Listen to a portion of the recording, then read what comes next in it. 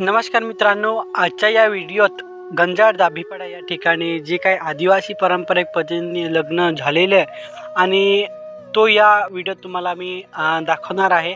आणि आपले आदिवासी समाजामध्ये धवलरे लग्न कसे लावतात आणि रीतिरिवाजी कसे त्या ठिकाणी करतात ते या व्हिडिओत आपण आज बघणार आहोत।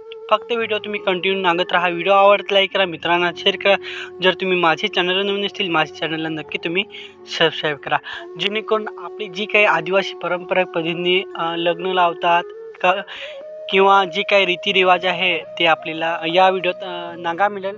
फक्त तुम्हाला व्हिडिओ कंटिन्यू नागून ना तुमच्या मित्राला एक शेअर करायचे आहे। आणि जर तुम्ही माझे चॅनल नवीन असतील माझ्या चॅनलला तुम्ही सबस्क्राईब करून ठेवा, जेणेकरून माझे असेच नवनवीन व्हिडिओ तुम्हाला माझ्या चॅनलवरती तुम्हाला नागा मिळतील। चला आता आपण व्हिडिओला कंटिन्यू ठेवूया। नमस्कार मित्रांनो, जय आदिवासी जय जोहार। मित्रांनो, या व्हिडिओत तुम्हाला जी काय आपल्या आदिवासी समाजामध्ये लग्न जी काय धवलेरे वगैरे लग्न लावतात आदिवासी पारंपरिक पद्धतीने, तो या व्हिडिओत तुम्हाला नागा मिळेल। फक्त व्हिडिओ तुम्ही कंटिन्यू नागत राहा। व्हिडिओ आवडत लाईक करा, मित्रांना शेअर करा। जर तुम्ही माझे चॅनल नवीन असतील तुम्ही माझ्या चॅनलला नक्की सबस्क्राईब करा।